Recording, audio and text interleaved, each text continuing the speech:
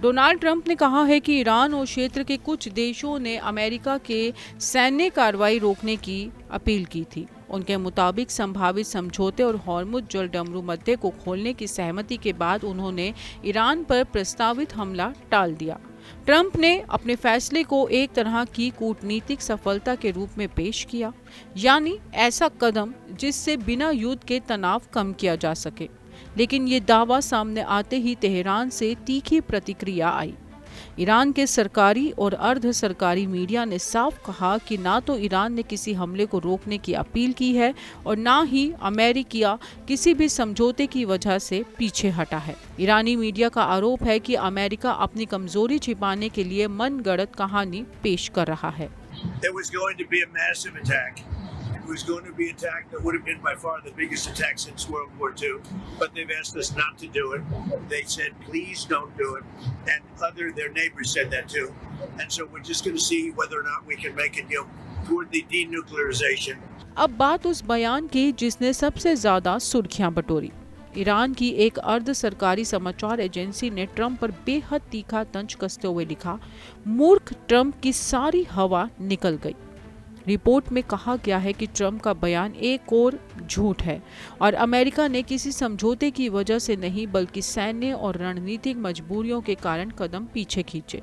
ईरानी media ने यह भी दावा किया कि अमेरिका बढ़ते अंतर्राष्ट्रीय दबाव, क्षेत्रीय अस्थिरता और संसाधनों की सीमाओं का सामना कर रहा है। इसलिए व्हाइट हाउस अपने फैसले को मजबूत दिखाने के लिए अलग कहानी पेश कर रहा है। यानी तेहरान सिर्फ ट्रंप के दावे को खारिज नहीं कर रहा बल्कि उसे अमेरिकी कमजोरी की स्वीकृति के रूप में भी पेश करने की कोशिश कर रहा है। ईरानी मीडिया ने इस बहस को और आगे बढ़ाते हुए ट्रंप के पिछले फैसलों का भी जिक्र किया।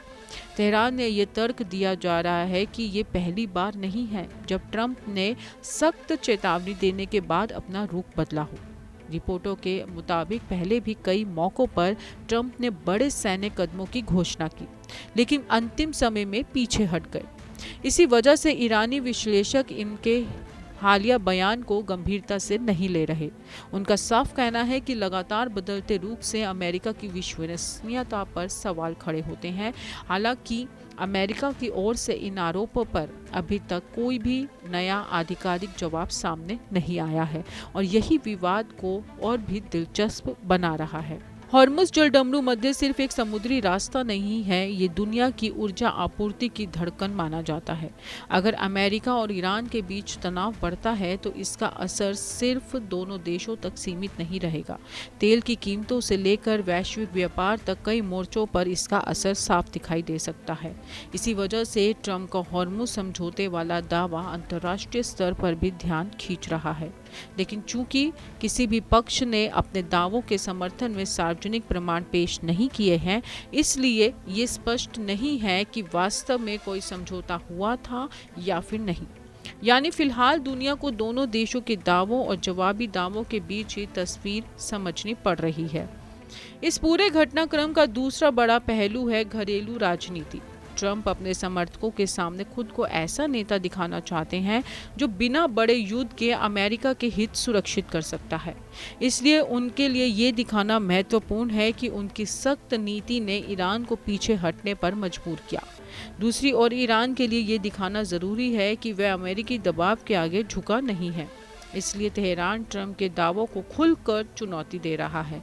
यानी ये टकराव सिर्फ विदेशी नीति का नहीं बल्कि दोनों देशों की घरेलू राजनीतिक छवि का भी हिस्सा बन चुका है। अब सबसे बड़ा सवाल, क्या ये सिर्फ बयानबाजी है या किसी बड़े तनाव का संकेत?